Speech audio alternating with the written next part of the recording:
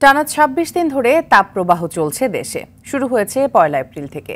আজও টানা বইছে দেশের বিভিন্ন প্রান্তে। গত ৭৬ বছরে এমনটা দেখা যায়নি। গত বছর একটানা ১৬ দিন তাপপ্রবাহ ছিল।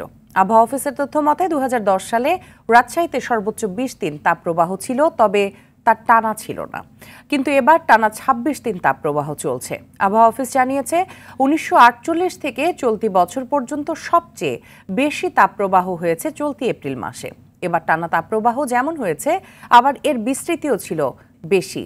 দেশের ৭৫ ভাগ এলাকা দিয়ে টানা তাপপ্রবাহ বয়ে গেছে, যা আগে কখনোই হয়নি। গত ৪৩ বছরের তথ্য বিশ্লেষণ করে দেখা গেছে যশোরে তাপপ্রবাহের দিন সবচেয়ে বেশি, এরপরই আছে ঢাকা ও চুয়াডাঙ্গা।